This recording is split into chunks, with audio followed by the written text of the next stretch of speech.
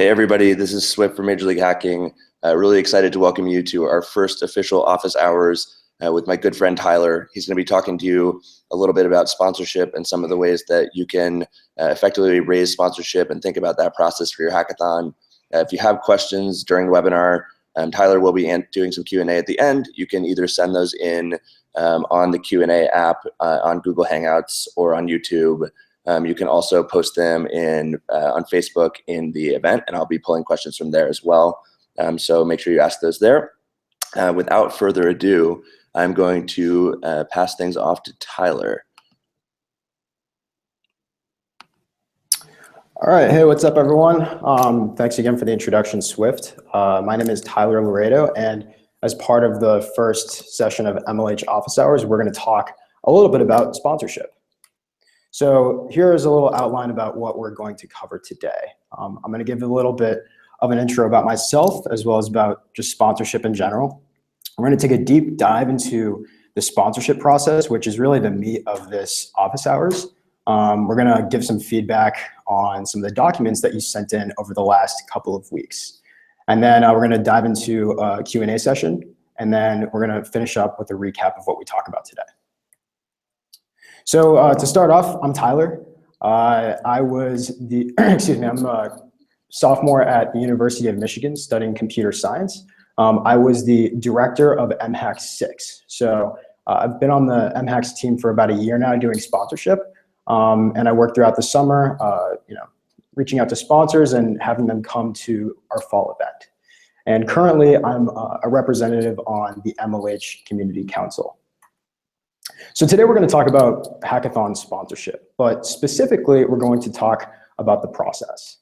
I'm going to first give a really quick shout out to the webinar that Swift gave about a year ago. It's really good. It goes pretty deep into everything from understanding your sponsors, finding contacts, reaching out to them, all the way up into the experience of the actual event. And the webinar that I'm doing will help provide a holistic overview on the entire process. It's really meant to be a supplement to the one that Swift did. And we're also going to look at some examples in practice. I'm also going to go over some experiences that I've gained, and we're going to look at some resources that you've sent in for feedback.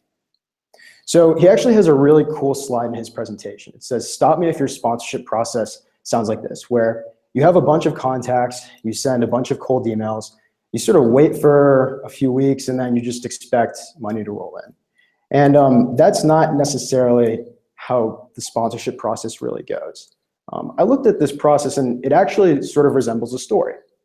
I don't know if you really remember a lot of these sort of story maps from elementary school, but every story starts out with an exposition, you go through a rising action, you reach the most important part of the story, which is like a climax, you follow by a falling action, and then there's the resolution. And remarkably, sponsorship actually follows this sort of process, where you have a cold email, you send a prospectus with that, you get on the really important phone call, you then follow up with a contract or a logistics package, and then you cap it up with an invoice. So what I'm going to cover for each of these is I'm going to go into the elements of each part. So for example, I'm going to cover the structure of a cold email. I'm going to go over some pitfalls that I've seen across each of these parts. I'm going to offer some pro tips, some experiences that I've gone through, and then we're going to give some feedback on the sample documents that you've sent in. So a really quick question that I want to pose before I actually go into all this is, how do you get someone to do something? This is a really important question when you're trying to have a company come sponsor your event. And the answer is that you have to get them to want to do it. In other words, you have to arouse the sponsor in an eager want. And to sort of clarify what I mean by that, you really have to ask the question, why do companies sponsor in the first place? And Swift actually touched on this pretty extensively throughout his webinar, where companies, they have some product that they're looking to get feedback on, whether it's an API or a new technology. Basically, they want to get their this in as many hands as possible. Another one is brand recognition and exposure, and then the last one is recruiting for internships and co-op positions. And so this has actually been the marketing pitch for most hackathons, but A really important question is, why should they choose your hackathon? And a way to really sell this is through your team, your vision, your unique story, etc. So with that being said, we're going to take a deep dive into the actual sponsorship process. And we're going to start off with the cold email. So the cold email is extremely important because it gets your foot in the door. So you want to make it as effective as possible. And so I'm going to go a little bit over about what a typical email structure looked like for me and my team. So the first thing that you really want to focus on is a simple subject line. Try not to make it spammy. It's pretty basic. The second one is an eye-catching beginning sentence. Here you should really show that you know what the company does and why they should come. And for part of that, you should really show why they should come. Do some research on the company. Find something unique about them, whether it's an API or a cool new internship program, and try to take that point and draft your email around that. Again, arouse them in an eager want at the very beginning. Some basic info like the number of students, the when, the where, the why, that kind of thing. Refer to the document that you'll be attaching. We're going to go over this in a little bit more detail for the next point. And then most importantly is a call to action. You'll want to ask for their availability to hop on the phone in the upcoming week. So here's some common pitfalls that I've seen from my very early cold emails, as well as cold emails that I've seen throughout the last year I've been doing this. The first biggest pitfall is templated emails. You want to make them personal. Customized emails are way more effective than any templated email. Here's where you can show the company that you know what they do and what you can offer them. We actually did templated emails at the very beginning of the sponsorship process for my team, and we actually switched over to customized emails, completely customized structure, found unique parts of each company that we sent something to, and we actually saw really big spikes in response rates after we did this transition. So while it is a lot of work in the very beginning, it does pay off in the long run. Another one is that emails can be really long. You want to keep them short. 3 to 5 sentences is a general rule.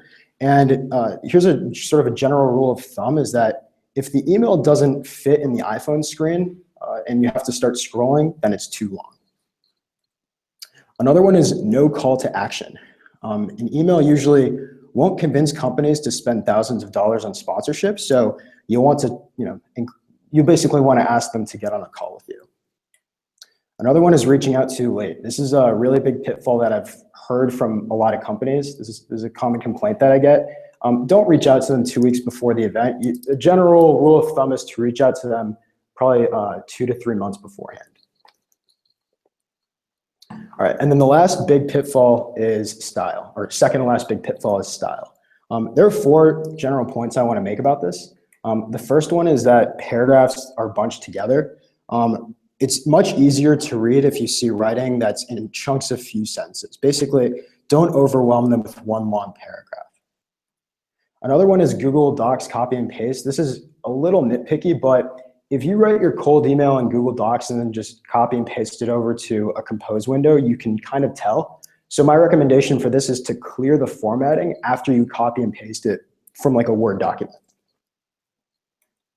Another one is standard text throughout. So just the point here is to bold details. You can bold the number of hackers, location, month. Basically make the important information jump off the page to them. And then the last one is no signature. Put a signature at the end of your email, then you won't need to waste space introducing yourself at the very beginning. And then the last big pitfall that I've actually got this complaint from a bunch of companies is sending more than one email to a company. So going over someone's head. In other words, if they already told you no, stop emailing them. Don't email the CEO. Don't go over that person's head. That can really piss off the company, and they'll very likely not want to sponsor your future events. So here's some pro tips. The first one is there's really no need to be super formal, but still be polite and professional. Tech and hackathon culture is informal, so don't be afraid to throw an exclamation mark. In other words, don't make this like an English essay. However, remember to use a word check and avoid profanity. All right, this next pro tip is absolutely huge. a CRM, customer relation management software. I highly, highly, highly recommend this. This changed the game with MHAC sponsorship, and it allowed us to more than double the number of companies we reach out to. Some examples are Zoho, RelateIQ, and HubSpot. We really love Salesforce, it's Salesforce IQ now. We really love these guys. Again, they change the way we operate. The nice thing about a CRM is it allows you to manage your team's emails very well. And it also helps you avoid having to have multiple teammates contact the same company. It also has some really cool tools like send later and read receipts and appointment scheduling. So next one has to do with sending emails. My recommendation is to send emails either late in the morning or early afternoon. In the very beginning when I was doing this, I'd send emails at like 8:30 so that when a company representative walks in or basically comes into the office in the morning, it'll be at the top of their inbox. And I've actually found that the way workflow works for people that do this sort of thing is they spend the first couple hours of work checking all their email and going through it. And so if your email is in that chunk of email at the very beginning when they're sifting through everything, they're very likely to miss it. So I've actually found that if you ping them late morning, early afternoon when they're in the middle of their daily workflow, they'll be more likely to open that email and actually read it. And some tools to use when sending this is Boomerang, again, Salesforce IQ has one, and Right Inbox also has one as well. And I also found that sending these early in the week is much better than like a Friday or Thursday. Another one is really remember time zones. If you're in New York and you're sending someone an email to California, just keep in mind when you're scheduling and when you actually send the emails. Another one is follow up. If they don't reply, don't worry. Usually, sometimes emails slip through the cracks, so just send them a follow-up email a week later. And then the last one is that intros are much, much, much more effective than cold emails. So if you have the ability to get an intro to someone at a company, go ahead and get it. Cool. So next we're going to take a look at some sample docs that folks sent in. We're going to cover two sample emails. The first one is from GrizzHacks, and the second one is from HackUC. So I'm going to share my screen is already shared, and we're going to take a look at the first sample doc. So Swift actually posted these documents on Facebook, and so I'm not going to just read through everything. I'm just going to offer feedback on the fly, and if you want to sort of read these afterward, then you can just watch the webinar afterward. So some pros of this is that the info is really basic. It includes everything it needs to include. It even had a hyperlink to the website before I cleared the formatting. It's also really short too. Big pros here. Some areas for improvement are that it's templated. It's really easy to see if they can just copy and paste this from company to company. And maybe that's because they have this sort of sponsored company area here. So make it customized. They could also bold some important information like the date and the number of students and location. I recommend that they use a catchier hook and again, arouse the sponsor in an eager want. Do some research, find out what they're interested in, and then tailor your cold email to that. And then if you have a prospectus, refer to it and attach it. Cool. So the next one I'm going to go over is the email from HackUC. So one, a few really big pros here is that it's very, very friendly.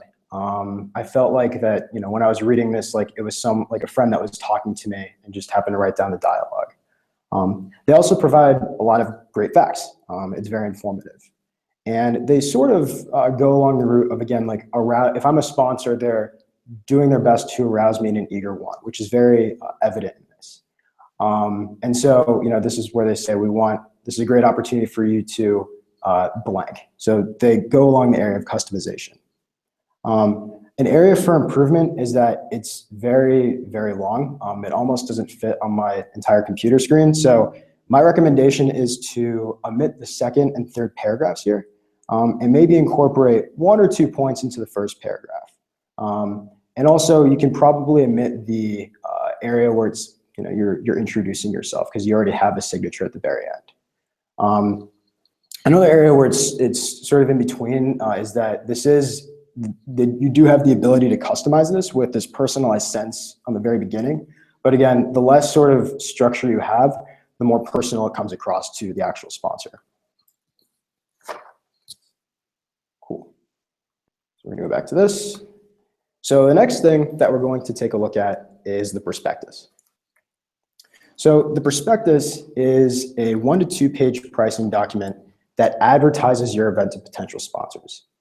This document should illustrate what your event is, what you're trying to accomplish, and why they should sponsor and the benefits that they can receive. And very important to note that this will also be a doc that the point of contact will forward around within his or her company. So I'm going to go over some of the elements that should be included on the prospectus. For the first page, you should answer 4 key questions. The first one is, what is your hackathon? Basically answer the question, what is a hackathon? This is also a place to include the basics like date, location, the number of attendees, expected attendees, etc. Next question is to answer is, what is your hackathon about? In other words, explain the vision and your mission as well. So next question is, why sponsor? Here you can highlight some of the benefits that you're offering and how it can accomplish the sponsor's needs.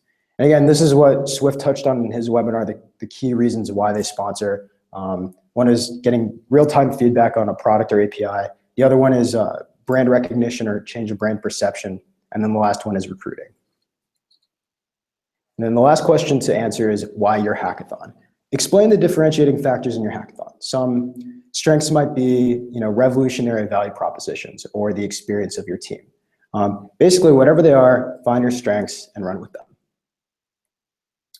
And so after you answer those questions on the first page, the second page should include a table with the overview of available packages. Include the benefits and the price points with each. I recommend a 3-tiered approach here. Reasonable, like cheap, moderate, expensive, and then I put a little star next to this one, which is co-host. The reason why I don't really count this as a tier is because only one sponsor can choose it. So almost all prospectuses that you look at will have this, but in general, stick with the reasonable, moderate, and expensive, the expensive strategy. And to sort of visualize this is sort of a sketch of what a typical prospectus looks like, where you have all the tiers across the top and then the different sections of benefits below it. You can have a different format, but this is just what I've seen among most of them. So some common pitfalls. First one is keep the documents short. I've seen some very long ones, like 4 or 5 pages. 1 to 2 pages is a very good sort of range, 2 pages max. Another one is poor style and design. My recommendation for this is to pick a font, a color scheme, a writing style, and stick with it throughout all of your documents. Whether this includes your prospectus, your logistics package, and your invoice. And this should also match sort of the general branding theme of your event, like for posters and flyers and stuff. So another one is the lack of vital information. I've actually seen this happen a lot across multiple prospectuses. Swift touched on this in his webinar. Always include the following 6 points: the name, the date, the location, the projected attendance, the website URL, and then contact information. And we'll actually take a look at a couple of prospectuses that don't have this information. So another one is strange pricing models. Here I would consider, basically, an example of this is where you have 1 to 2, for example, very low price tiers, and then, for example, the third tier is just very off, very expensive. The idea here is that you want to consider the marginal benefit and marginal value in pricing tiers. So I'm going to go over a little bit of an example. Let's say we have a $2,000 moderate or inexpensive price, an $8,000 moderate price, and then a $20,000 sort of expensive tier. The idea is that no one will jump up to the 20K tier because sponsors will look for a middle ground. In other words, you want to increase the benefits that follow an increase in price and taking into account the marginal value in each benefit. And sort of if this were to be reflected onto an actual prospectus, you'd see several benefits in the $2,000 tier, a little bit more in the $8,000 tier, and then a bunch more in the $20,000 tier. And sponsors will negotiate, so it will just result in no one will jump up to that $20,000 tier. Some benefits that are really valuable to keep in mind are opening ceremony talk, where they get to talk in front of all the attendees, a tech talk, and then post/pre-event resume access. So another pitfall is just way too many tiers. I've seen some prospectuses with like 5, 6 tiers on them. Keep it simple. I think the 3-tiered approach is probably best. Another one, this is actually really big, is not coordinating with logistics. Again, this is a reflection of what Swift mentioned in his webinar, but make sure you can under-promise and over-deliver. This is absolutely huge. Don't promise them benefits that you find out that your team just can't deliver when the event comes around. And then the last one is not knowing your value and audience. The point here is, if you're a new and smaller hackathon, I recommend not looking at the prospectuses for larger, older hackathons, such as Penn Apps or Hack Illinois. If you're smaller and newer, don't charge extremely high prices. This is a complaint that I've heard from several sponsors. Now some pro tips for the prospectus. First one is sell your school's attendees. If you have a killer computer science program and your students if your school has an awesome computer science program and the students are expected to come, then definitely sell that. And then again, the last one, I just wanted to reiterate this, is breaking down the benefits into 3 main categories. General, recruiting, and branding. The sponsor, when they're looking at the prospectus, they're going to care about these 3 things. So you might as well section it off and all of your benefits into these 3 key areas. All right, so we're going to take a look at some sample docs. So we have 4 that were sent in. We have Hack the Holidays, Florida State University, Hack UC, and then VT Hacks. So I'm going to close out my presentation here. Sweet. So here's Hack the Holidays. It's pretty good. It's pretty simple, very clean, not confusing. But some areas for improvement is that I found this is a little text heavy and verbose. I would cut down on the writing and section it off into different areas. I would make the number of students, the date, and the location front and center at the very top here, along with the website and the contact information. While it does address the area why sponsor, it doesn't necessarily address the question, why hack the holidays? I see what they talk about what it is, but if you were to take out the holiday theme and like the location, how would this prospectus be different from any other hackathon? Something to keep in mind. So I don't know if this was included because the school made you include it, but safeguarding, I just read through it, and if I'm a sponsor, I don't know if I really care about some of this stuff, like the ratio of children that has to be background checked at the Hack the Holidays. Like, if what you're including on the prospectus doesn't help sell your event, then there's no need to include it. Again, I don't know if the school made you put it on there, but that's just something to keep in mind. So another one is the pricing structure is a little off. This is another example for the pricing structure for different tiers. The key here is to note that the increase in benefits should follow the increase in price. So here's what we got. And again, taking into account the marginal value in each benefit. So here, the increase in price is from 300 to 700 pounds. So 400 pounds, and that's a 133% increase in price. But I've also noticed that there are only 3 extra benefits that are added. So a 40% increase in price. And I know that the opening ceremony talk is probably one of the most important benefits and extremely valuable. But my question for you, and you might have an answer to this, is does this still validate 133% increase in price? That's just something to keep in mind. And then the next thing I wanted to talk about for the second jump in tiers is from 700 to 1,000. So this is a 43% increase in price. And I saw a 27% increase in benefits. So another 3 benefits were added.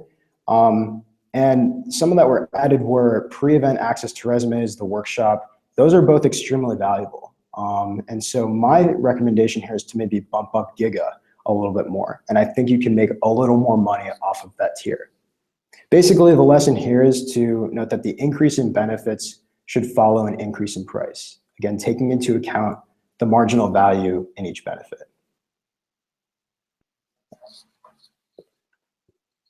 All right, so the next prospectus that we're going to take a look at is FSU. This is actually pretty nice. The design is pretty attractive. They have a great color scheme. And they also mentioned some really good differentiating factors here. Some areas for improvement is maybe to move the third page, which just explains some of the benefits that a sponsor would get, over to the second page, before they see sort of like the benefits in context with the tiers. I recommend putting the website and email. So here's the website, an email. I recommend putting that at the very top where the rest of the information is included. So this is actually not something I mentioned earlier in the presentation, but push notifications. Put a limit on this, just trust me. Otherwise you'll probably be sending out, more than 100 push notifications and blow up everyone's phone. This actually happened at MHAX where I put it on the prospectus and everyone got pissed at me because it was on there, and I think the total was like 110 push notifications in a weekend, and people were not very happy about that. So please put a limit on this. And then maybe the last sort of area for improvement would be to maybe better organize the first page. A sponsor isn't really going to have time to read all the text, and so here I recommend breaking it up into sections instead of a letter format, so that their eyes can jump to certain spots on the page. Again, sort of like addressing the questions, why your vision, or what is your vision, why sponsor, why FSU, that sort of thing. Cool. So the next one we're going to take a look at is Hack UC. So this is a high school hackathon. I looked through it, it's 3 pages long. Some areas for improvement would be to shorten this section where it says Hack UC. Or what is Hack UC? I know it's a lot of information, but if you shorten it to like one short paragraph, I think that will suffice. Basically, make it concise. In the why should I sponsor section, I would move the benefits that they care about most to the top of the list. The reason for this is that people care about most about the thing that they're measured on. So this includes sort of the number of impressions, like branding, the number of exposures to their technology, and then the number of people that they recruit. And I recognize that might be a little bit different for a high school hackathon, but just in general. So for example, like I think throwing received product feedback up to the top, recruiting high school talent up to the top, evangelize your products to the top, and then throwing something like help spread the literacy in computer science to the bottom of the list. That's just my recommendation. Another one is I recommend, scrapping the third page. A lot of this stuff you can really just talk about on the call. So next one has to do with, the next set of recommendations has to do with the pricing. I'm not really sure what I understand about the less than $500 thing here. I recommend just keeping it at a static sort of level instead of throwing some like sort of obscure notation here. For pricing, I would also recommend rounding it to the thousandth place. So if I'm a sponsor, I'm going to want to just negotiate this $1,250 down to $1,000. Same thing goes with the platinum tier as well. And I also recommend including a $sign here and potentially lessening the number of tiers. Again, I recommend just a 3-tiered approach here. I'd also recommend throwing a minimum bid for the co-host, and the reason for the co-host spot, and the reason for this is so that when the company looks at this, or a potential sponsor looks at this, they have a sense of value on what that's worth. And that can be really important for when you get on the call later. And then I also recommend breaking up the benefits to general, recruiting, and branding. Again, this goes back to the pro tip that I mentioned earlier. All right, and the last one that we're going to take a look at is VT hacks. So they actually mention a really good differentiating factor here. They mentioned that their hackers were ranked number 6th for the spring season, for MLH spring season of 2015. So that's really good. I recommend keeping having a factor like that on the page.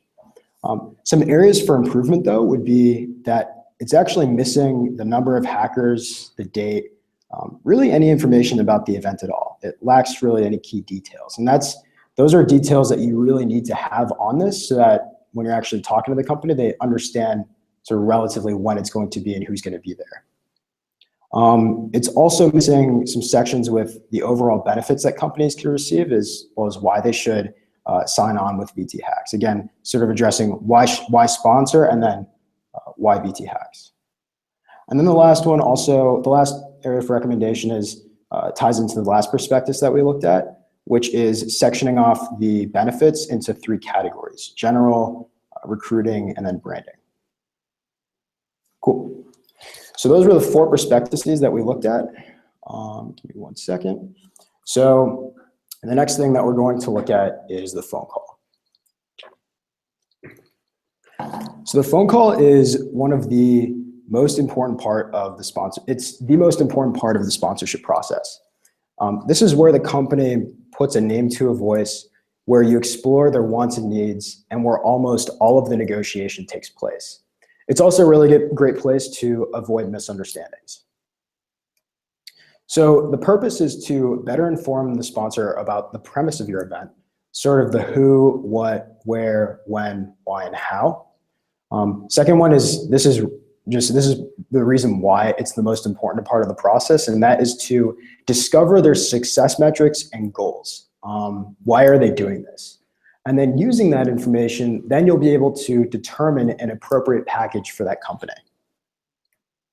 So I'm going to go over a little bit of a basic phone call structure that me and my team used throughout fundraising for MHAC 6. So before the call, 2 really important things. Check out the company first. You should have already done this before you sent in your cold email, but just make sure you have up-to-date current facts about the company and don't go on blind about what they are and what they sell. The second one is to pull up a note stock to write things down. If you're doing this on the way to class, I recommend not doing that because you want to write down some important things that they mention on the call.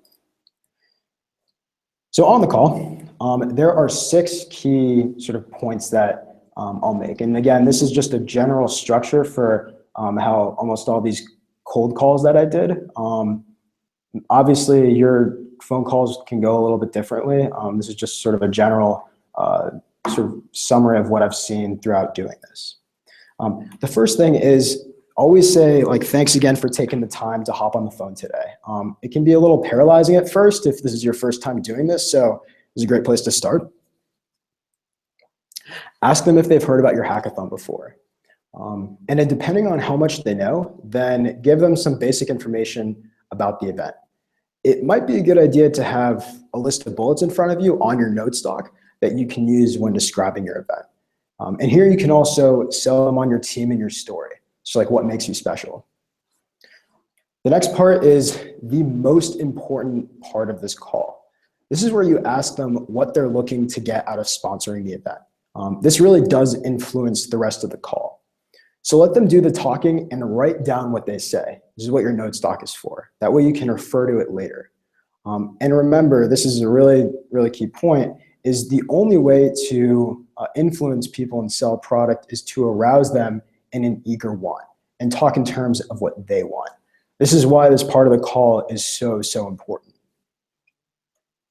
So after that, you know, the thing that they mentioned, that why they would want to come, you can say something like, that being said, have you happened to take a look at the sponsorship prospectus that you sent in your cold email? This is like nearly impossible to script. And it's really contingent on what they say they're looking to get out of the event. So you can ask them if they have any questions about the prospectus, if there's a tier that jumps off the page to them. And this is also the area where you can really negotiate. You can play around with your tiers and try to consolidate a package that best suits their needs. After that, you can say any more questions. Always ask if there's any lingering questions that they have.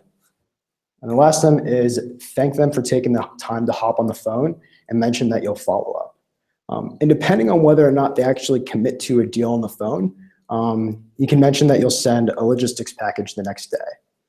Again, the reason why I went over this phone call structure is because at first it might be a little paralyzing. You know, what do I say to a sponsor if I've never talked to them before? And hopefully this structure will be a guide for how you can conduct your future phone calls. Eventually it'll get easier after a while.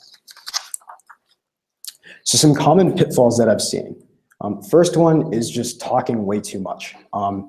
There's really nothing to elaborate on this. Let them do the talking. This is the most common pitfall that I've seen and what I've heard from other companies, is failing to recognize what the sponsor wants. For example, don't try to sell them on a package that emphasizes resumes if they're not into recruiting. Don't try to sell them on an API expo if they don't have an API. Basically, take what they tell you, what they're interested in, and cater your package around that. And this is another one that I've actually heard from a company recently when it comes to pitfalls from other hackathons, is people saying this: I don't understand why you're sponsoring us at this level when your competitor is coming in at a higher level.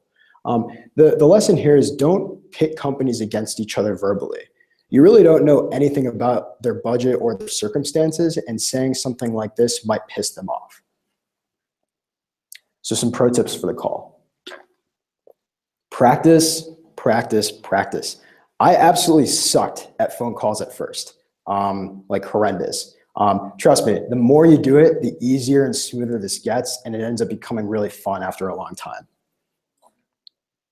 This is something that Swift actually mentioned in his webinar. Don't be afraid to ask their budget. You can say something along the lines of, given the times you've sponsored events similar to this one, what have you spent and what did you get? You'll find that sponsors actually appreciate this. And this also gives you a reference point for how you can customize a specific package to suit their needs. Another one is negotiation. This is a very good thing. If you have a team that's doing sponsorship, I recommend that you have a list of bottom lines that you and your team will stick with and have them negotiate from there. For example, like this tier can only be offered at this price point or something like that. And speaking of which, don't have a strict adherence to tiers. They really should be a general guide for negotiation, and then you can, again, customize these packages to suit the company's needs. All right, and the last one is actually kind of cool, is smile when you talk.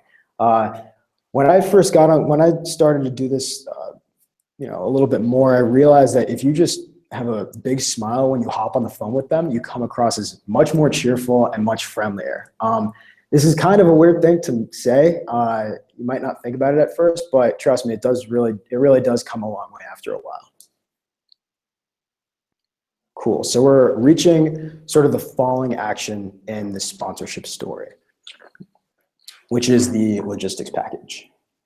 The purpose of the logistics package is to provide a clear, or what exactly is it? It's a document that provides clear expectations and benefits before the sponsor commits several $1,000s to sponsorship. In other words, it's sort of like a contract. Companies really appreciate something like this, and it shows a sense of professionalism.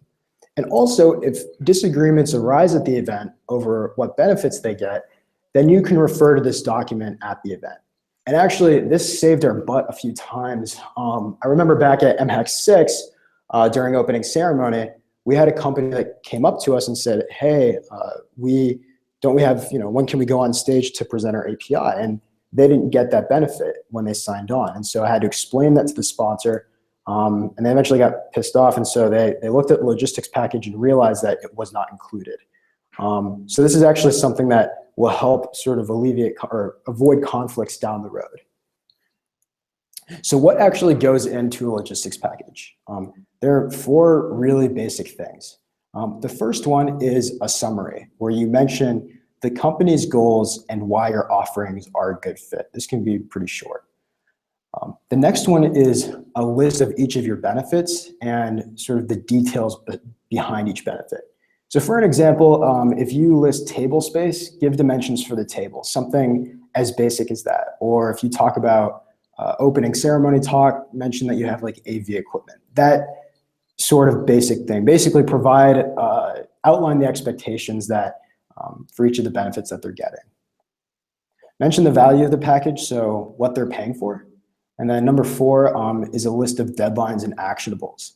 And here you would include information like payment deadline, deadlines for them submitting their logo for t-shirt orders, and then deadlines for when the sponsor should ship swag to the event. Because usually sponsors like to ship swag ahead of time. So those are some things you can include on there. So there are 3 general pro tips. One of them is just keep it short. My rule of thumb here is between maybe 2 and 6 pages. It doesn't need to be like a 20-page document.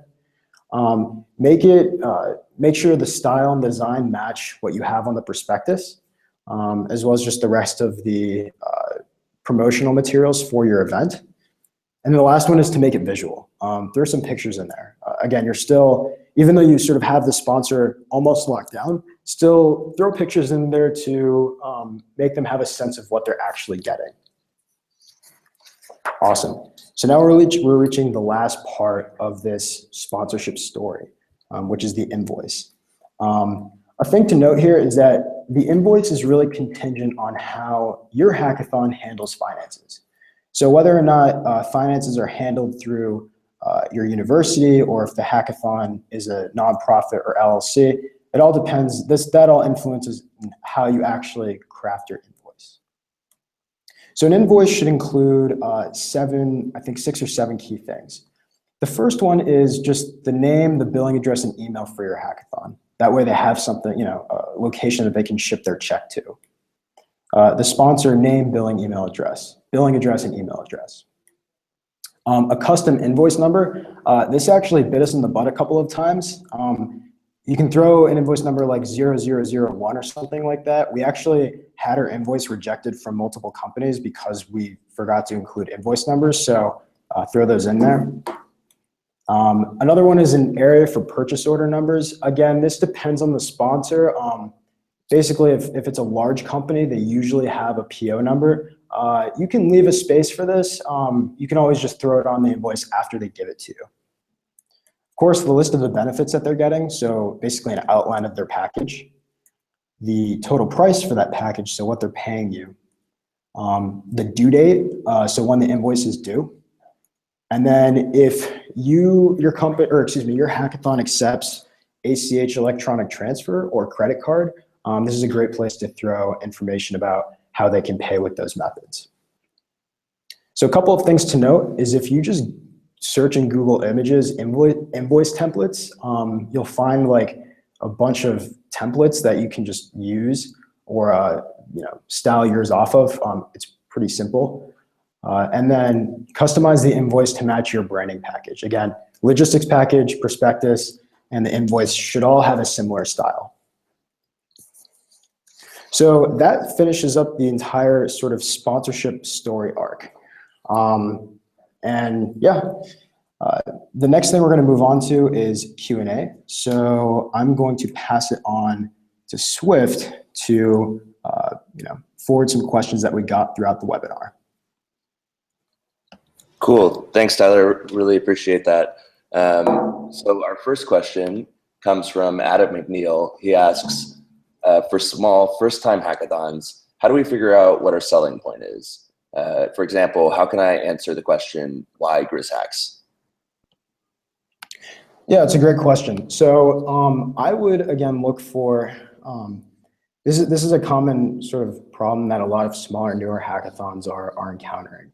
And some of it could just be, the devotion of your team. I guess how much, for example, we have the team working all hands on deck for 50 people throughout the summer working on this or something like that. You could also, if your school has a killer computer science department or you have the support of some faculty, you can mention that too. Or if you have a really cool new vision that you want to launch, and your hackathon is the first one doing that. Those are all great sort of starting points for having these differentiating factors. Awesome. Our next question comes from Diana Chang. She asks, how many sponsors should we aim for with our sponsorship tiers? Like, how should we decide how many sponsors are going to take each of the packages we offer? That's a really, really good question. So it depends on the size of your event.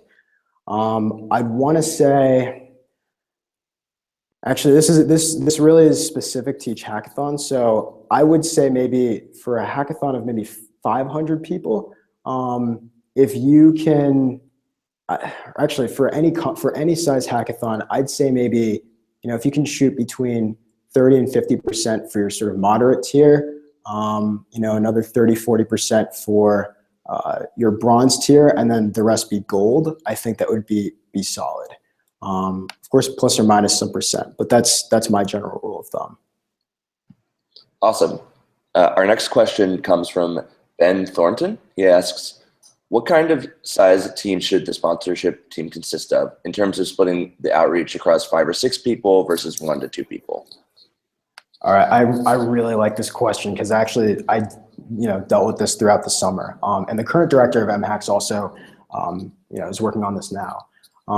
So typically before MHAX 6, the sponsorship team was around 3 people max, and that's a lot of work. I recommend having that's a lot of work for 3 people. I recommend maybe having 3 to 4 people, 5 max, which would include the director of sponsorship. I would not do any more of that than that because that's just a lot of people to manage. I think 4 or 5 is a really good number. And again, that would include the sponsorship director or the person in charge of fundraising. This next one comes from Mihak Vij. He asks, how do we get sponsors to notice us in our emails? And I'll add some context on that too.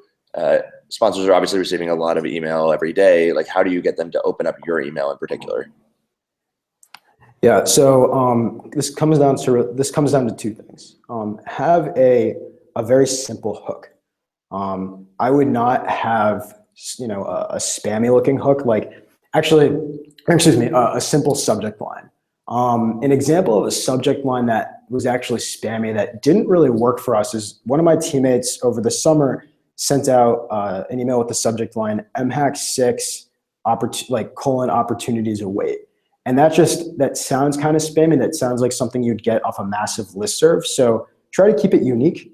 And again, the way you can really make sure that these companies open their emails is by customizing it and almost treat it like you're writing it to the company or the person itself, not just something you copy and paste from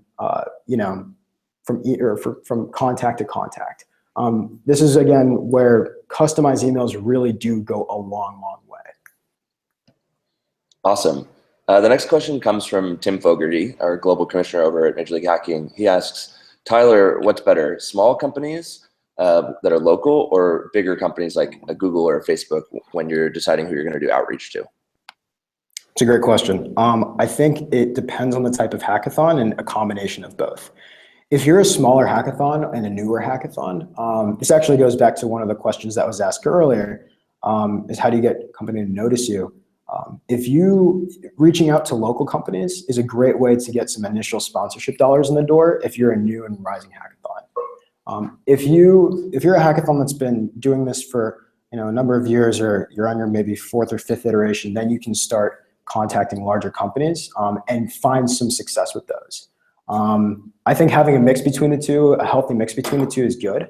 But again, if you're new, reaching out to smaller local companies is probably the way to go. Awesome. This next question comes from Ethan Lee. He asks, for a first time or high school event, what are the major advantages we should be listing for sponsors? Obviously, high school events don't have the same recruiting advantages as collegiate hackathons. Yeah, that's a really good question. So actually, I've sort of noticed this with the theme of sort of beginning hackers. And so this actually comes down to selling the value proposition that if an engineer sort of guides younger beginning hackers through a problem or through a process, then the student will look up to that company. And so, for example, let's say the company goes to a hackathon with all high schoolers, and the engineer at that company is mentoring the student or helping the student solve a problem. And the engineer keeps persisting with that student to make sure that the problem gets solved. Eventually, over time, throughout the hackathon, the student that's getting help will really look up to that engineer and will really have a positive sort of perception of the company. And that is really powerful down the road, maybe in 2-3 years when the company might recruit that student. Basically, it's sort of brand perception. I think that's a really key benefit that high school hackathons can target. Awesome. This next question comes from Jordan Kaplan. He asks, do you have any companies that you would personally recommend reaching out to for either sponsorship, partnership, or general assistance? And I'll add some extra on that. I'll say, if you don't have specific examples, maybe you could list off some types of companies that people should be thinking about reaching out to and what the different types are. Yeah, so I think actually, Swift, you touched on this in your webinar. There are some larger companies, larger tech companies. There are some VC firms that can bring companies with you or companies with them. There are also some companies that might not offer like technical benefits, like local food companies, or some some other software companies as well. But I think those are actually, I don't entirely remember what you mentioned, Swift, but you have food, VC firms, tech companies, etc. Great. And this is our last question, and then we'll let you wrap things up. And this one also comes from Adam McNeil. He asks, if you're contacting a small local company via cold email and aren't sure what they'd most look for in a hackathon, recruiting, branding, etc., how do you cover all the possibilities in your email? I think really it's simple. You can just probably mention all of them. But again, I think my recommendation is to do some research on the company. And this covers everything from like news about the company. If you find that they had something like an IPO this past year, then you can congratulate them on that.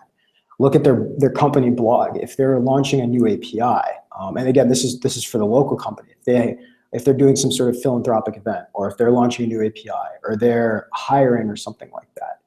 Usually almost every company, you can just scroll through their news feed, scroll through their blog, and find something unique about them. And get an idea about what they're interested in. And then using that, then you can tailor a cold email to that. But if you were to address all three, I think you can simply mention all three. Great. Just so if anybody on the stream had a question that they didn't have a chance to ask, you can always feel free to email those in to hi@mlh.io, or you can reach out to Tyler directly. Also, for those of you who sent in sponsorship docs, that we didn't get a chance to give you feedback on the air, we'll be collecting some feedback and sending it off to you after the webinar is over. With that, I'll pass it back to Tyler to close things out. Awesome. Thanks, Swift. Cool. So we're going to do a little bit of a recap on everything that we covered today. So the first thing, again, I mentioned this at the very beginning, is I highly recommend watching Swift's deep dive into sponsorship webinar. The webinar that I'm doing is meant to supplement his and provide some real world examples surrounding the points that he makes. Also, again, this is a huge thing to really keep in mind when starting the sponsorship process, is to arouse the sponsor in an eager want and sort of play with their interests. The only way to get someone to want to do something or sell a product is to get them to want to actually do that and actually, buy that product. We covered sort of the typical story arc for what the sponsorship process looks like, from cold email to prospectus to the phone call as a climax, the logistics package or contract, and then invoice. And again, this is something that just an honest point I want to make, is that out in the wild, you're really building on the experience of others. The sponsorship process is a huge learning process, and you're always iterating, and everyone's always getting better.